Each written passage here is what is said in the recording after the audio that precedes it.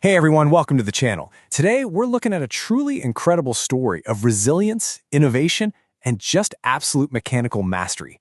In this explainer, we're going to unpack how the German automotive industry's massive global success is essentially a phoenix story. It's a legacy born from deep engineering DNA, literally reduced to ashes, and then rebuilt into a total global powerhouse. So, let's dive right in. I am so thrilled to have you here as we explore exactly why Germany has dominated the automotive world for well over a century. You see, the really fascinating truth here is that Germany was uniquely primed to invent the car before cars even existed.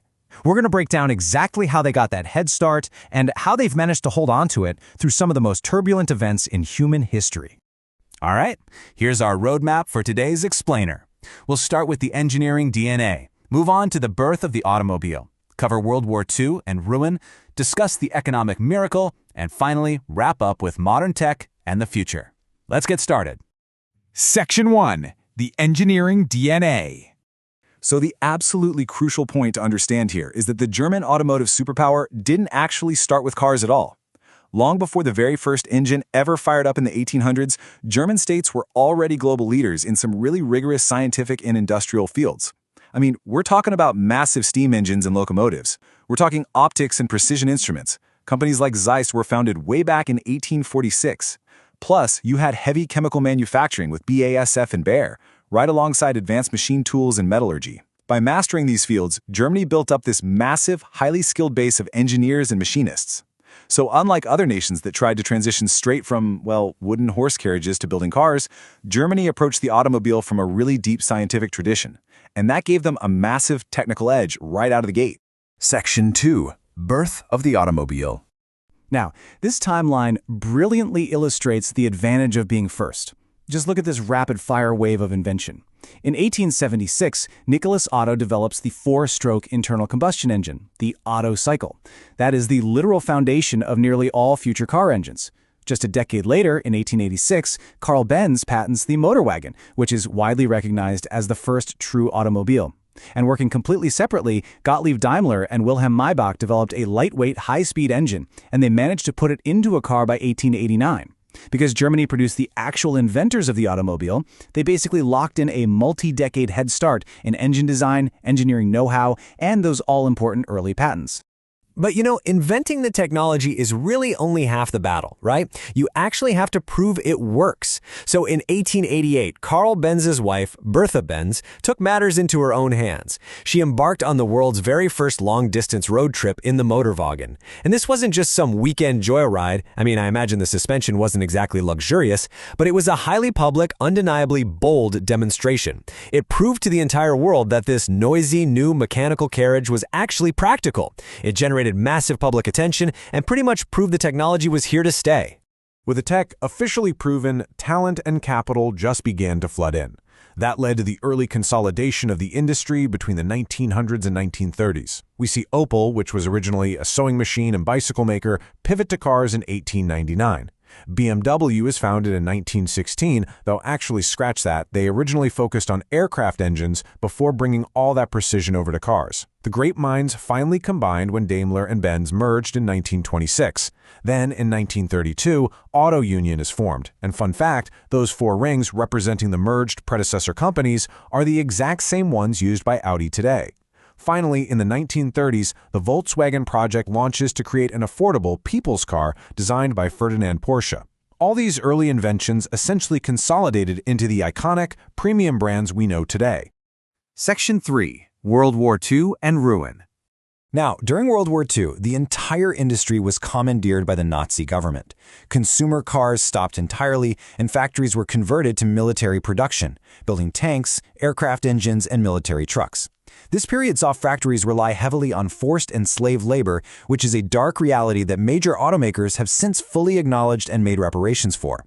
Eventually, Allied bombing campaigns decimated the industrial infrastructure. Plants in Stuttgart, Munich, and Wolfsburg were left in absolute ruins. But out of that total devastation came this ironic rebirth. After the war, with Germany divided and its factories dismantled for reparations, automakers literally had no choice but to start from scratch. This near-total destruction ironically forced the industry to rebuild using hypermodern equipment and highly efficient new factory layouts, which totally set the stage for their future productivity. And the really crucial turning point in this recovery actually involves, ironically enough, the British. Right after the war, the Volkswagen factory in Wolfsburg was in ruins and sitting under Allied oversight. The British stepped in, took control of the facility, restarted production, and kept the whole operation alive before eventually returning it to German control. That pivotal moment acted as the true seed of Volkswagen's incredible post-war success. Section 4. The Economic Miracle. Fueling this rapid rebirth was the Marshall Plan, which brought in essential aid for an industrial rebuild. But, as we know, money alone doesn't build great cars. What truly rebuilt Germany's global reputation for precision was its cultural reliance on vocational apprenticeships. That system produced incredibly disciplined, highly skilled technicians and engineers, and the results? They speak for themselves. The Volkswagen Beetle became a massive global bestseller, symbolizing affordable reliability everywhere. BMW, which had nearly gone bankrupt in the late 1950s, was saved by a brilliant pivot towards sporty, performance-oriented vehicles. And Audi was successfully revived in the 1960s. The Phoenix had well and truly risen. 1978. So why does this specific number matter to you? Well, think about the car sitting in your driveway right now. If you ever have to slam on the brakes to avoid an accident, you are relying on anti-lock braking systems, or ABS. Mercedes-Benz introduced ABS to the market in 1978. Just 3 years later, in 1981, they introduced airbags. This whole era was defined by continuous reinvestment into safety technology and manufacturing efficiency. It's really what made German engineering the global gold standard, for sure. Section 5. Modern Tech and the Future. Moving into the modern era, all that legacy mechanical engineering started facing some unprecedented trials.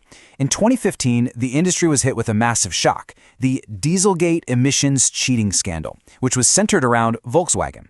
Now, as the sources note, while this severely damaged public trust, it also acted as a massive, almost unintended catalyst. The fallout from the scandal forced the German automotive industry to rapidly accelerate its pivot away from diesel technology and aggressively push toward electric vehicles. Today, it's like a night and day difference when you contrast the legacy era with the modern pivot. The industry is moving away from a century of perfecting the internal combustion engine to developing all new electric vehicle platforms. They're shifting from diesel right over to advanced battery tech. And perhaps most drastically of all, the core focus is shifting from pure mechanical precision to creating software-defined vehicles. Today, German automakers are pouring tens of billions of euros into these modern pillars just to stay competitive on a global scale, especially against aggressive EV rivals like Tesla and BYD. Which brings us to the ultimate question. Can a century of mechanical mastery actually translate into a software-defined future?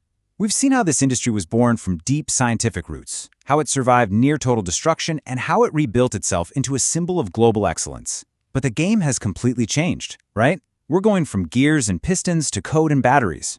Will the German automotive phoenix be able to reinvent itself one more time? It is an absolutely fascinating space to watch, and whatever the outcome, it's going to shape the global economy for decades to come. And that wraps up our explainer on the incredible evolution of the German automotive industry. If you found this structured breakdown helpful, please like, comment, share, and subscribe to our channel. We love bringing you these clear, focused insights to help you unpack complex topics. Keep watching, keep learning, and I'll see you in the next one.